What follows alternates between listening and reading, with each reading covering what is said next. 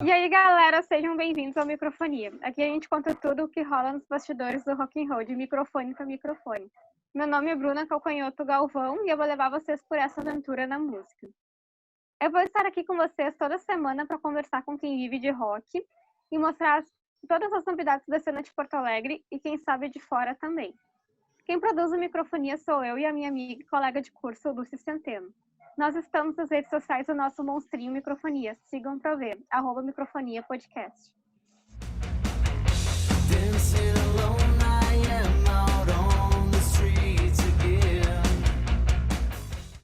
No episódio de hoje, vamos conversar com a banda Rebel Machine, banda aqui da capital gaúcha.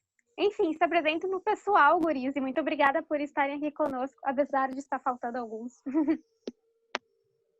Valeu. Bom, eu sou o Marcelo Pereira, sou vocalista e guitarrista da banda. Eu sou o Murilo Bittencourt, sou guitarrista.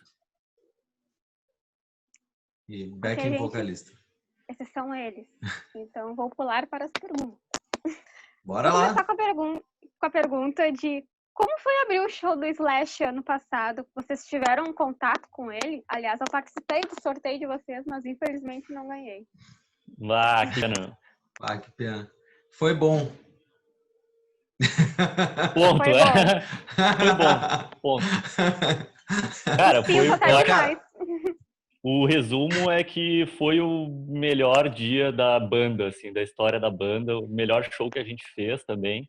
E eu acho que não é injusto dizer que foi o melhor show que a gente já tocou, porque depois o cara que fez o som pra gente, foi o Vitor Petroski, ele gravou o áudio e nos deu de presente, assim, tipo, ó, curtam aí, né? E aí, na adrenalina, lá na hora, tu fica pensando assim que, eu só achei o melhor show porque, enfim, né, tava abrindo pro Slash no Pepsi, isso não pode ser ruim. Tocando para 4.500 pessoas, né? Mas aí depois eu ouvi, a gente tocou muito bem e foi o melhor show possível, assim. Inclusive foi ótimo, né? Porque a gente sai do palco achando que foi uma bosta, né? O cara sai de lá assim, tipo, eu errei isso, errei aquilo, desafinei aquela nota, não sei o quê. Mas aí, depois de um tempo, o cara escuta de cabeça fria de novo e... Outro dia mesmo a gente estava falando sobre isso. Sempre gostam mais do que nós do show, né? Não só a gente, Rebel Machine, né? Eu acho que, de um modo geral, o músico se cobra mais, né? Com certeza. E vocês tiveram contato com o Slash?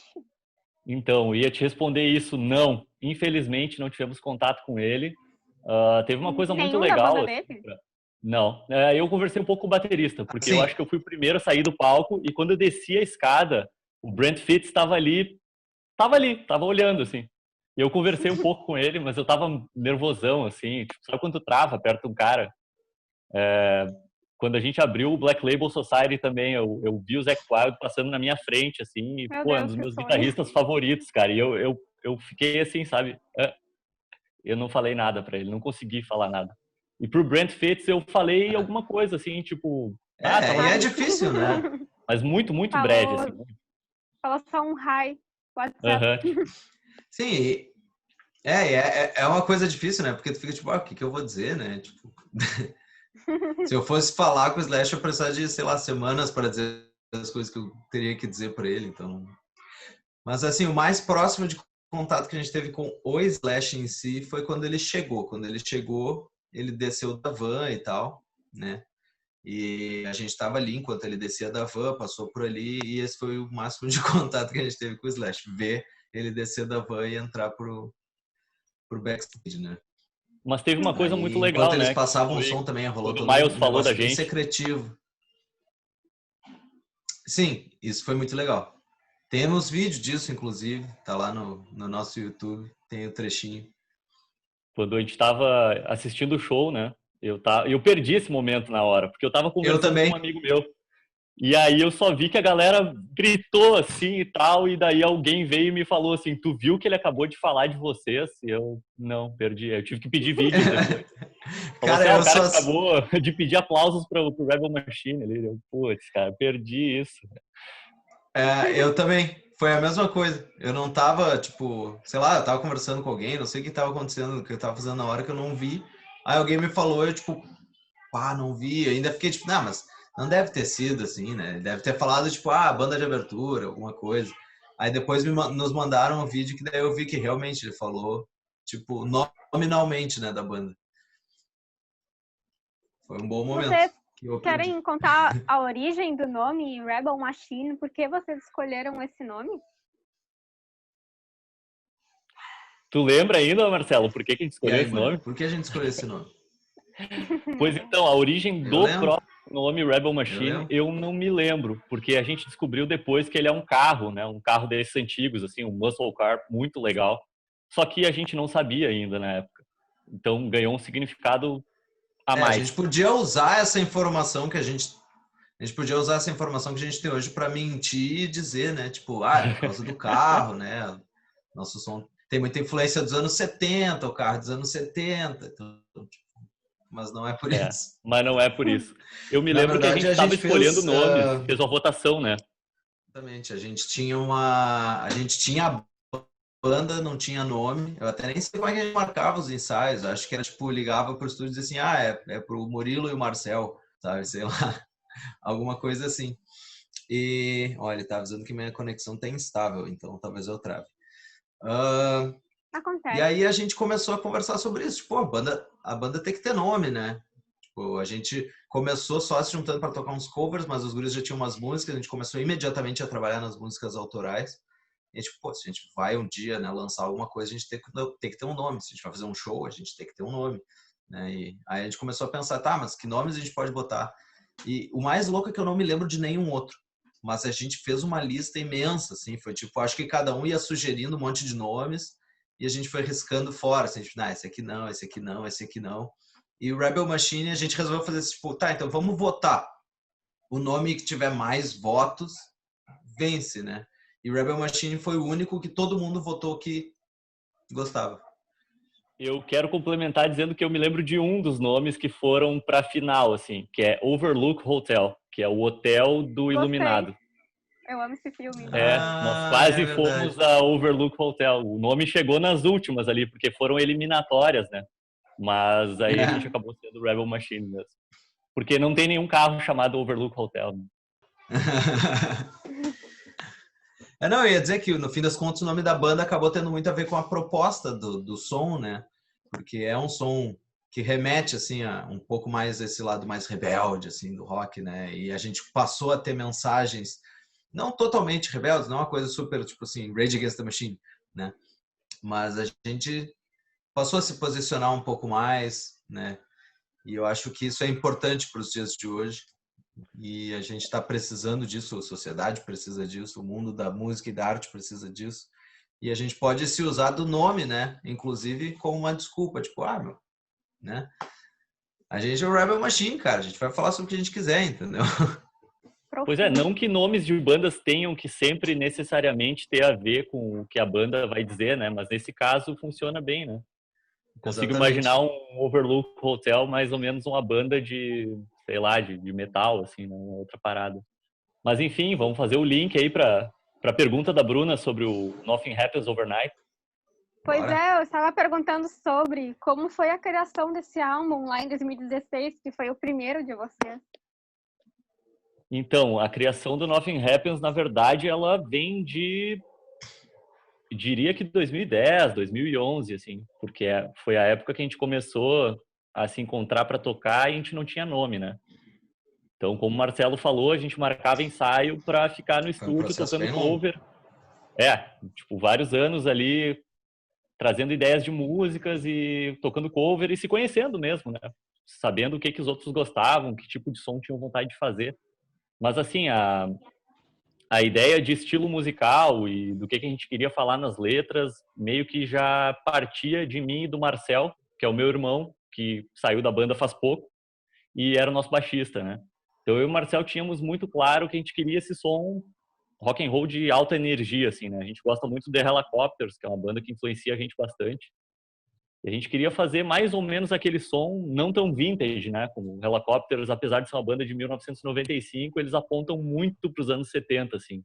Muito mesmo, em visual, em timbre, em instrumento, né? Tipo, tu olha o material deles, parece que é uma banda antiga. E a gente não tinha essa pretensão, né? A gente queria fazer uma coisa mais do nosso tempo mesmo. Mas assim, esse como a gente costuma definir um rock, um pezinho no punk, um pezinho no hard rock, pegando um pouquinho de cada estilo que a gente gosta, assim, né? E aí a gente veio com as músicas, né, o primeiro álbum tem 8 músicas só, e a gente achou que era o suficiente para fazer um registro que desse para chamar de álbum já, né? 8 músicas já é mais que um EP. Então a gente começou a trabalhar essas 8 músicas, né? Só a partir do segundo álbum que a gente teve composições de todos os membros. Mas no começo éramos basicamente eu e o Marcel compondo e buscando os amigos para ter uma formação de uma banda, que a gente pudesse chamar de banda, ter um nome, ter um disco lançado, né? Mas foi legal, assim, foi um processo bacana de ter as músicas bem prontas, mas compartilhar com o grande grupo para cada um trazer suas influências também e transformar em uma coisa dos 4, né? Uma coisa que foi boa é que a gente teve todo o tempo do mundo, assim, para aperfeiçoar as coisas, né? Porque, que nem o Murilo falou, o processo todo deve ter começado em 2010, com as ideias, as primeiras ideias que os guris tiveram e tal, mas eu só fui começar a fazer parte da banda, sei lá, final de 2011, início de 2012, já não me lembro mais, mas foi por essa época aí. E aí entrei na banda, a gente começou a trabalhar as músicas, daí saí da banda, voltei para a banda, continuamos trabalhando as músicas, né? Tanto que o disco só foi sair em 2016, né? A gente começou a gravar ele, acho que em 2015. 14.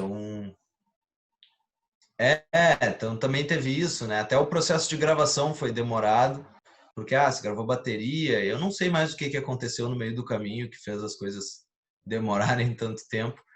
Mas a gente aproveitou, né, que a gente não tinha nenhum tipo de obrigação, ninguém estava esperando nada, ninguém nem sabia que a banda existia, para tomar o tempo que precisasse tomar para garantir que a gente fosse ter o melhor resultado possível, né? Então, inclusive, teve muitas coisas que a gente gravou e regravou durante a gravação mesmo, né? Não só em versão demo para produção, porque a gente queria que ficasse perfeito, né?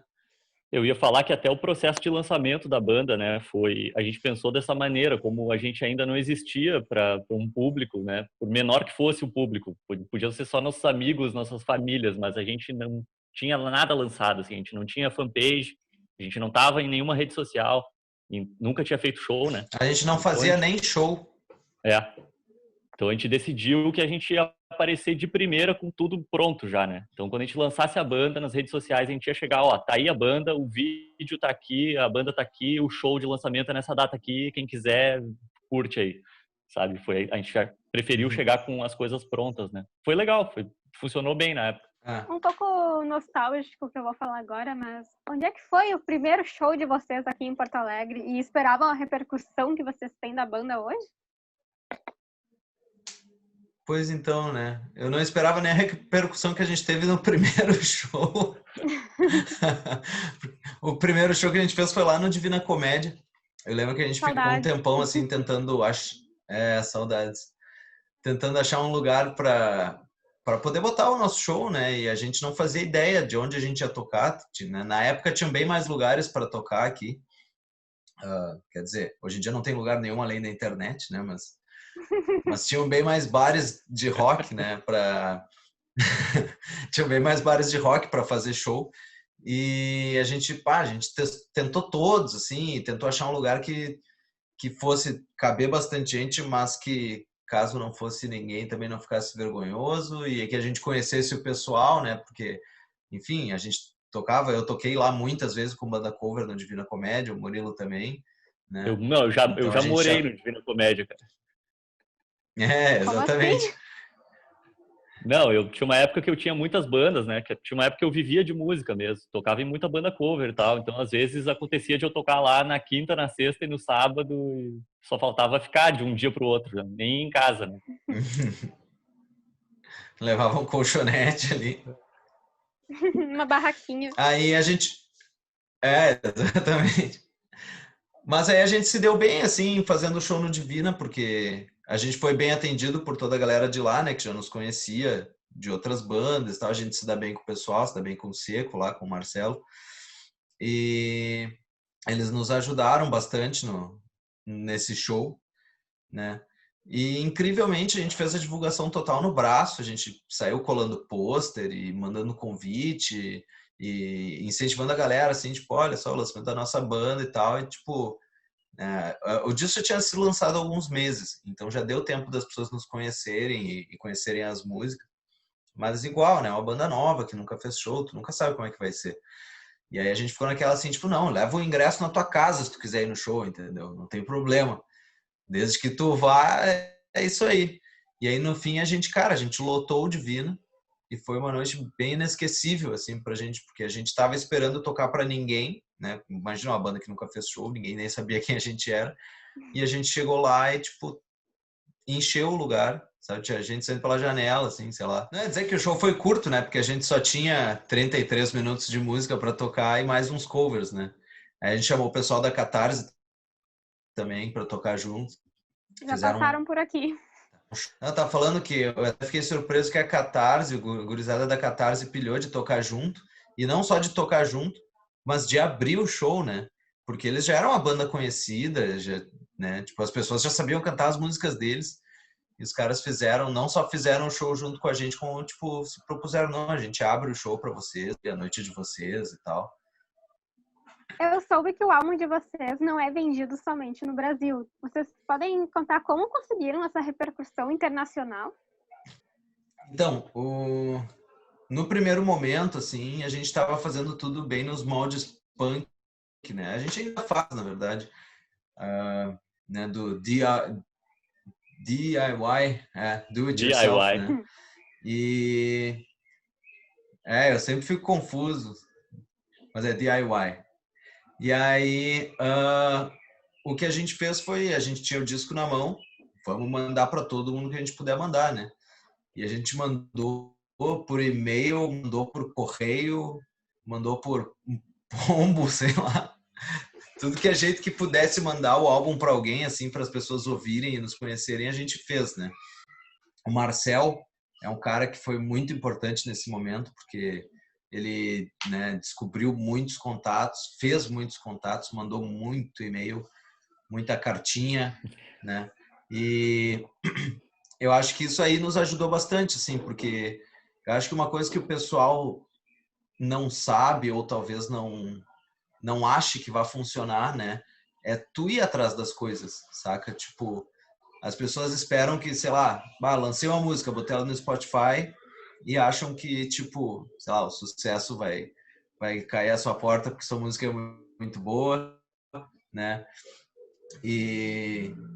Mas como diz o próprio disco, né? Nothing happens overnight. E rolou um esforço grande para as pessoas ouvirem falar da gente, né? E ainda assim, tipo, não foi um super sucesso, mas pelo menos as pessoas ouviram falar na gente, né? Então, isso aí é uma coisa que eu sempre levo muito em consideração, assim, e digo para as bandas, cara, tem uma música para lançar, não só lança música, sabe? Grita para todo mundo ouvir, meu. Sei lá, se tu tiver 1000 cópias físicas aí, sai botando na porta, na caixa do correio dos vizinhos, entendeu? Porque se tu mandar a tua mensagem e a pessoa não quiser ouvir, né, não quiser ler, whatever, beleza, não tem problema. Mas talvez ela leia. E foi assim que a gente chegou em vários lugares. Teve review, sei lá, em vários países da Europa, Estados Unidos. Teve até um site do Japão, né? E isso sem assessoria de imprensa nenhuma, assim. Foi bem surpreendente. Não, cara, foi bem legal, assim, até cópia física a gente conseguiu levar para alguns lugares, porque o Marcel foi para a Europa na época, e aí a gente fez uma tiragem só para ele levar para lá, então ele, tipo, ele de férias, assim, né, foi a turismo e tal, mas por que não aproveitar a oportunidade, né, já que ele é um cara que consome rock o tempo todo, né, ele ia em muito show, ele ia falar com pessoas do meio, ele ia visitar lojas e tal. Então ele foi em vários lugares e tipo conseguiu deixar em vários lugares para vender, assim, né? Então muito bacana, assim, tu saber que o som tá chegando em algum lugar de alguma maneira, né? Qual artista mais marcante que vocês tiveram ou sonham em dividir o palco com vocês? Ou trabalho? Cara, para mim essa resposta vai ser a mesma sempre, acho que até eu morrer, que é o The Helicopters, que eu acho que a gente só tá aqui meio que por causa deles. Fui para São Paulo ver eles esse ano, foi a última coisa que aconteceu em São Paulo antes da pandemia. O show quase foi cancelado e a banda é muito importante, assim. Não só pra mim, mas pra história do Rebel Machine. Os caras influenciaram demais. Gostaria muito de dividir palco com eles, poder pelo menos dizer valeu, meu, obrigado. Cara, no meu caso é certamente o Foo Fighters. É a minha banda favorita do mundo, junto dos Beatles, né? Mas Beatles é hors concurso, então não vale mencionar. Então, para mim, se eu pudesse um dia dividir o palco com o Foo Fighters, poderia ser também. Ia ser legal, né? Tocar para 1 milhãozinho de pessoas, Copacabana. A Bruna é hashtag Team Stones. Sim. Aham. Estou Ou como no dizem na céu, eu na terra. Argentina, né? Na Argentina seriam Los Roleros. É assim que chamam os fãs de Rolling Stones lá. Sério mesmo? Não sabia dessa. Aham.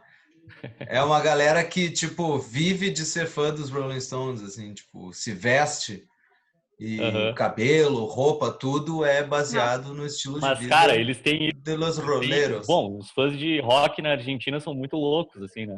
Eles devem ter convênio na Rehab, então. Devem ter, certamente. Temos uma participação especial aqui. Meus bichinhos sumiram agora. Cara, os fãs de Kiss na Argentina, eles cantam uma música nos shows que nem estádio de futebol, assim, tipo, que nem torcedor de futebol, tipo, eu sou quisero, nesse estilo, assim, os caras são muito bons. Meu Deus! Isso aí. Inclusive um sonho tocar na Argentina, né? Porque deve ser demais. Deve ser demais tocar. Pra uma galera que curte tua música, assim. Claro, vamos. Vocês podem nos contar um pouco do processo de inspiração para criar as músicas? Essa é uma pergunta difícil de responder, na real. Porque eu acho que cada um tem o seu dentro da banda, né? E agora todo mundo compõe dentro da banda. Inicialmente, que nem o Murilo falou antes, né? Era só ele e o Marcel. E eles poderiam falar por eles mesmos. No caso do Marcel, eu diria que ele é um cara que gostava muito de trazer esses temas, né? Ou temas extremamente pessoais, né? Ou coisas de sociedade, assim. Então, acho que no caso do Marcel era a inspiração dele, né? No meu caso, já é algo completamente diferente. As músicas, eu não sei, eu não tenho nem explicação, assim. As músicas aparecem nos momentos mais aleatórios para mim, às vezes fica meses sem aparecer uma ideia na minha cabeça, e às vezes aparece todas do mundo, e em tema de letra e tal, elas tendem a vir junto da melodia e eu vou tentando descobrir o que a letra tá querendo dizer quando eu escrevo, sabe? Então, para mim é um processo meio engraçado. Às vezes vira uma terapia, né? Tem uma música nova aí que eu tô trabalhando que virou uma sessão de terapia em forma de letra. Mas, no geral, as minhas músicas, pelo menos, até então não tinham sido tão pessoais, assim. Elas eram bem sobre qualquer coisa. Qualquer outra coisa. Cara, eu diria que eu gosto de escrever pode falar por ele mesmo. Eu escrevo sobre coisas que até posso já ter passado, mas não necessariamente que eu estou passando naquele momento. Então, eu acho que eu gosto de me colocar nas vestes de uma outra pessoa para escrever letras. Assim. Às vezes eu escrevo que eu tô, sei lá, revoltado com alguma coisa, que eu tô feliz com alguma coisa, que eu tô chateado com alguma coisa, que eu não necessariamente tô passando, assim, sabe? Então, as minhas letras variam muito de ou eu tá naquele momento, ou eu não tá, mas eu só querer passar aquela mensagem e escrever uma música sobre aquilo como se eu fosse um personagem, assim, né? E varia, cara, varia bastante, mas eu acho que o ponto que liga todas as nossas composições, dos 4 membros, né, é que a gente escreve sobre coisas bem vida real, assim, né? Sobre situações que qualquer um passa ou sobre coisas que acontecem no país e no mundo que afetam todo mundo. Acho que é mais ou menos por aí. Tem uma letra muito legal do Chantos, que é o nosso baterista, que é a letra de Cast of Cards, que ela é basicamente sobre o que a gente está discutindo muito agora por causa daquele documentário Dilema das Redes, né? Que está bem alto. E a letra de Cast of Cards é muito sobre isso, assim, é sobre o que a gente parece ser nas redes sociais ou que as pessoas fazem para ter uma imagem nas redes sociais que seja melhor, mas que não reflete o que elas são de verdade, né? Uma letra interessante. Posso falar? Claro.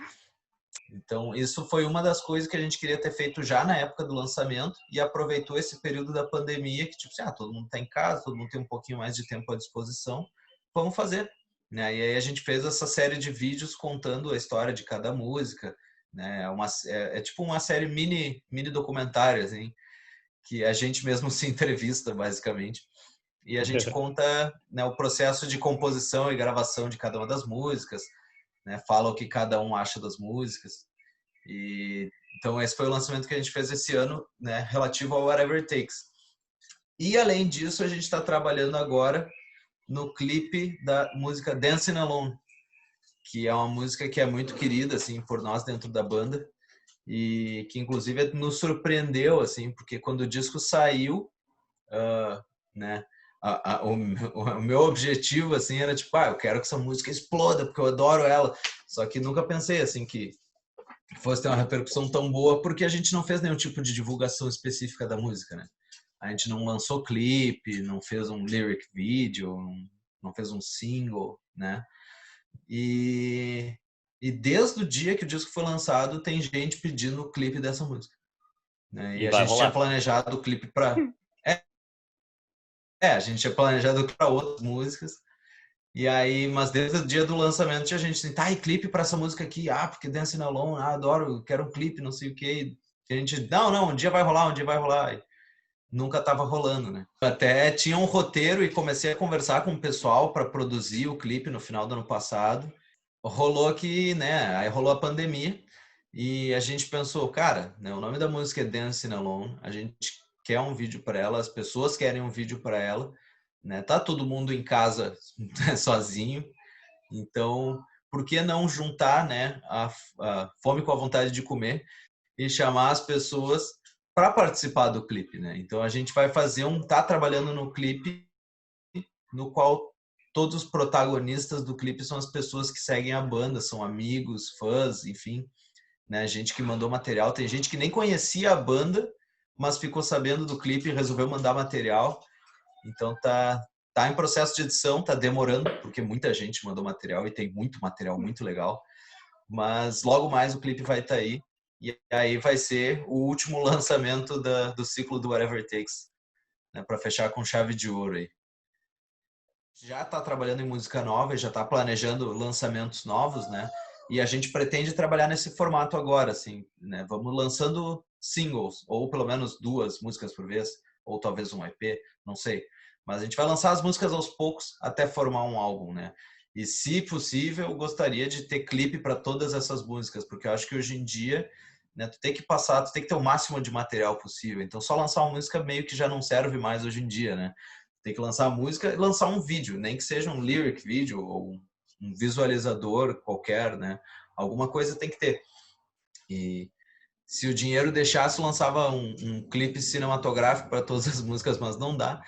Então a gente está vendo aí como a gente vai fazer, né? A gente talvez até role um crowdfunding, alguma coisa aí para poder lançar uns clipes legais para essas músicas novas que a gente está trabalhando aí. E a pergunta que nunca pode faltar aqui é: qual foi o momento mais engraçado ou estranho que vocês vivenciaram na banda? Sabe que eu não sei, cara. Como não? Eu vou ter que pensar sobre isso. Nunca parei para pensar sobre isso. Tem algum, Murilo? Eu sei na ponta da língua, cara. Não tenho a mínima dúvida de qual foi o momento mais engraçado. Vai, eu sei qual foi. Conta aí. Cara, Foi no dia do lançamento da banda, no show de lançamento da banda, no primeiro show da banda. É exatamente. esse o momento? Claro, mas claro. Velho. Quer contar aí? Não, pode contar.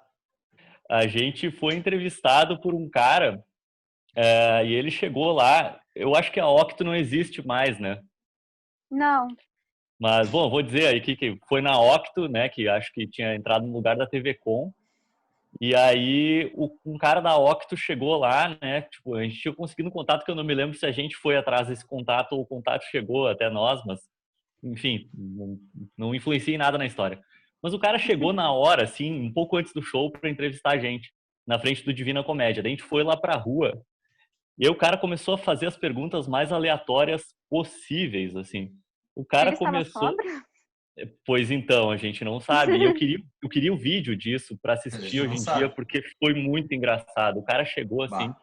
e começou, então, eu tô aqui com esses Não, garotos mas primeiro ele bonitos, não sei o pegou quê. o nome antes da entrevista, né? Ele até pareceu profissional assim no início, porque achou assim, não, né? Para garantir tudo certinho, queria revisar com vocês quais são os nomes de cada integrante, quem é quem e tal. E, legal, né? Legal, o cara vai memorizar o nome de todo mundo e a cara, né? Aí, tá, eu sou o Marcelo. Tá, legal, eu sou o Murilo, eu sou o Marcel, eu sou o Xantós. Aí ele, tá, Xantós, beleza, então tá. Aí pode continuar a história. É que isso Né? é um detalhe Ele importante. perguntou isso antes de a gente entrar ao vivo. Daqui a pouco ele entrou ao vivo assim, tipo, estou aqui com os garotos do Rebel Machine, não sei o quê, porque esses rapazes bonitos e não sei o quê. Então deixa eu perguntar uma coisa para vocês aqui. Vocês gostam de pagode anos 90? Daí a gente ficou assim, como assim, velho? Aí o cara só fez perguntas bizarras e ele encarnou no Xantós, porque tudo bem, o Xantós é um rapaz bonito, talentoso, mas ele encarnou no nome do Xantós e ele fazia questão de falar Xantosse todas as vezes. Meu E Deus. era muito irritante aquilo. Ele falava, então Então eu Xantosse. tenho aqui uma pergunta pro Xantossi. E, cara, foi muito engraçado e a gente segurando o riso, assim. E a gente tinha que tocar, dali a meia hora a gente ia estar tocando e o cara ali perguntando coisas bizarras. Cara, esse dia foi muito, muito, muito louco. E outra engraçada também, que na verdade foi um sufoco, foi que o Marcel foi hospitalizado 2 dias antes de a gente abrir o show do Slash. A gente tava com muito medo de ele não se recuperar em tempo pro show. E aí ele se recuperou e eu ensaiei com ele no hospital. Eu levei o baixo dele no hospital, cheguei lá, tava ele lá, fardadinho de hospital, assim. E, foi muito rock and roll aquilo, cara. Tipo, ele pegou o baixo, assim, com aquela túnica de hospital, tocou as músicas, assim. Ele me ligou e falou assim, tô bem, traz meu baixo. Eu, como assim, meu? Tô bem, traz meu baixo aí. Nossa. Ele tinha tido uma convulsão. E aí ele, pegou o baixo, tocou, assim, tocou tri bem. E daí, no dia do show, ele avisou a gente de manhã. Vou ter alta hoje. Vou sair direto do hospital e vou pro Pepsi on Stage passar som. E de sério, meu, ele chegou lá, assim, e tocou, fez o show inteiro. E depois, no outro dia, ele disse que não lembrava de várias coisas. Nossa. Muito louco, muito louco. Percebi. Logo o Marcel, que é o curioso, cara mais careta. eu ia dizer, Tava chapado, é curioso né? que o Marcel é o mais careta e fez o show chapadaço lá. Acontece. Para finalizar, então, Totalmente. gente, porque o tempo tá curto e somos estudantes, temos aula daqui a pouco. Vocês possuem merchandising, que eu vi, e a gente sabe que isso ajuda muito vocês nessa época de pandemia. Então, se divulguem aí, divulguem Muito. os contatos também. Vai falando dos contatos aí, como é que faz, que eu já volto aí, Murilo. Tá. Bom, o nosso trabalho ele é basicamente em rede social. Então, quem quiser nos adicionar, nos seguir, Facebook e Instagram / ou @Rebel Machine Official, né, com 2 Fs, Rebel Machine Oficial. E a gente fala com a galera por ali, sempre, camisetas. Mas que bonita! Chique, É só né? a Baby Não é Look. qualquer coisa, né? Não é qualquer coisa, é Baby official. Look ainda. Temos Baby Looks. Manda mimos. Olha aí. Manda mimos. Aceitamos mimos. Recebidos, pagos e recebidos. Aceitamos. Temos vários modelos de camiseta aí, gente. Então, tem essa aqui também. Olha aí. Aproveitar, né? Mostrar tudo. Uma coisa que a gente sempre fala é pra galera que curte qualquer banda, cara, qualquer banda independente, compra merchandising dos caras, não só nosso, qualquer banda, né? Tipo, tu ajuda muito a banda a seguir adiante, né? A se pagar, a gravar, porque gravação vai uma grana. Tudo, né? Que até o próprio dinheiro do merchandising realimenta que a gente consiga fazer mais camisetas e assim por diante, né? Nosso show de lançamento do Whatever It Takes em dezembro, a gente vendeu bastante camiseta e é uma baita ajuda que as pessoas dão pra gente. Né? Inclusive, a gente estava falando agora mesmo de música nova e gravação, e essa é a maneira que a gente tem de poder fazer isso, né? A gente tem dinheiro em caixa hoje, que a gente pode pagar pelo menos uma grande parte da gravação, se não toda a gravação, porque a gente vende camiseta, né? Então, se vocês comprarem camisetas, a gente lança mais música. Senão a gente só grava demo.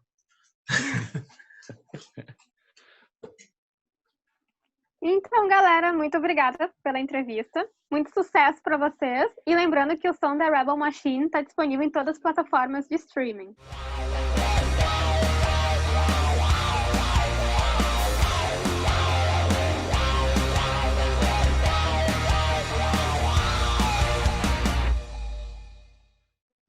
Então, galera, vocês são demais. Obrigada por nos acompanharem É isso até aí, aqui. sextou, gente. E fiquem ligados que o rock nunca vai morrer. Isso, a gente tem muita coisa bacana na cena local. E a gente vai tentar mostrar tudo isso para vocês no Microfonia, de microfone para microfone. Sigam para ver. Nosso Insta é @microfoniapodcast. E a gente sempre vai estar postando alguma novidade. Me sigam também, porque eu sempre posto alguma loucurada. @BrunaRGalvão. E também deem aquela stalkeada na minha amiga e colega de produção, @luciah.centeno. Deixaremos aqui na descrição.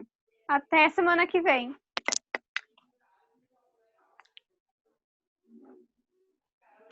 Valeu, gente. Muito É obrigada. nóis. Valeu, Liberado. brigadão aí. Obrigado. Valeu pelo Obrigadão convite aí, mesmo. gurias. Sucesso aí pra vocês.